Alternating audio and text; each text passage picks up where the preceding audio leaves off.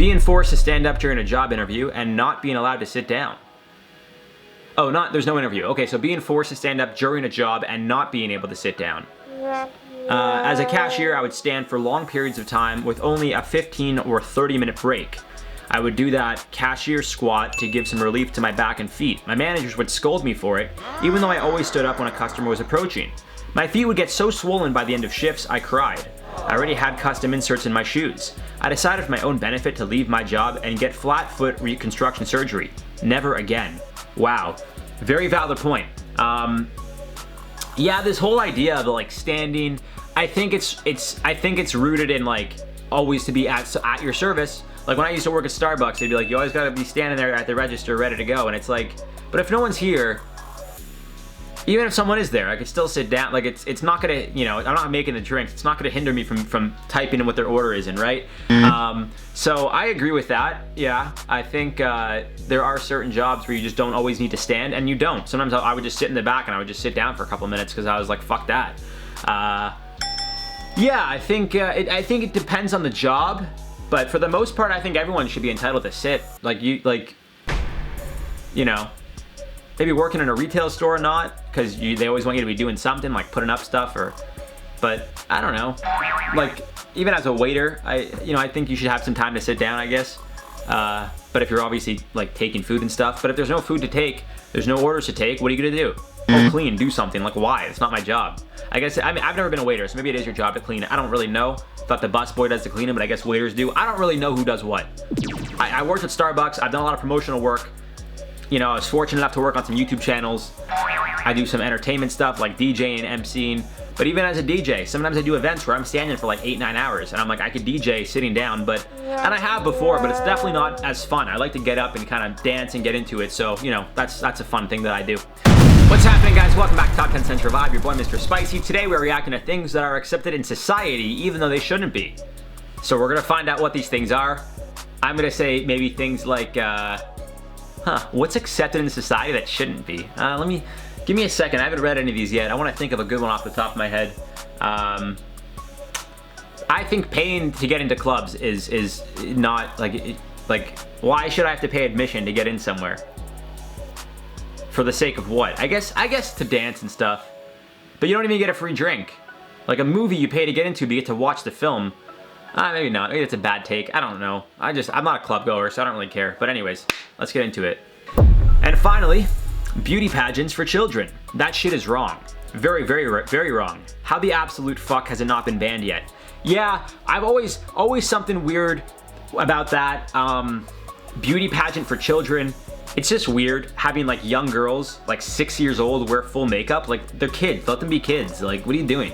Even when I worked with a lot of, at the entertainment company, I worked with a lot of dancers obviously, and they would coach younger like dance competitions for kids.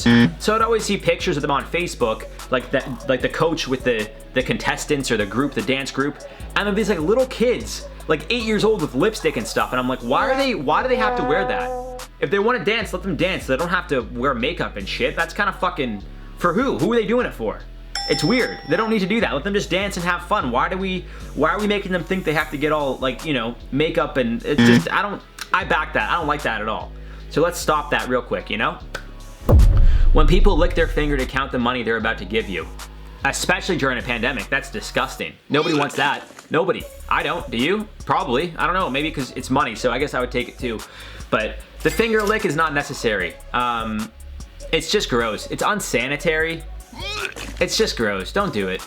Just find other ways. And get some water. I don't know what else you could do, but do it.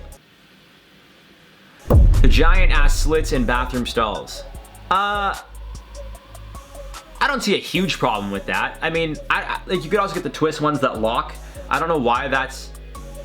Yeah, I guess it's a little strange. You could just get like a regular notch. I don't know actually who implemented that and why it's used all over the place. I don't understand why, but it's actually funny. Never thought about that one. That's an interesting one.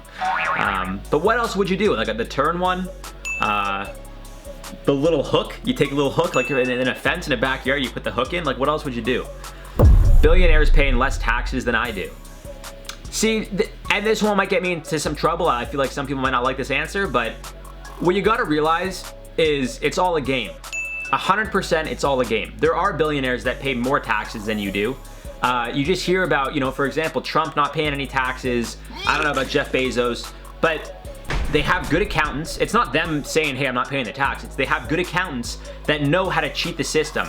And it's not, technically it's not cheating because they're not doing anything illegal. Morally, is it wrong? Sure, but what does that mean morally? I mean, at the end of the day, you know, look, it's easy to tell other people how to spend their money. And I know it's an unpopular opinion. I know a lot of people might come for me for that, or I might get canceled in a few years for saying that.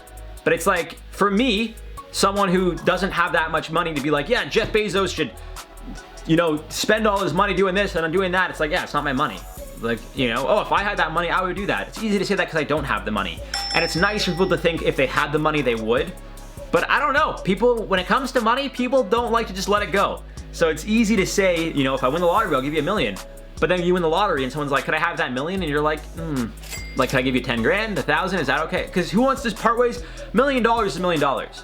Again, in Jeff Bezos' position, you got billions.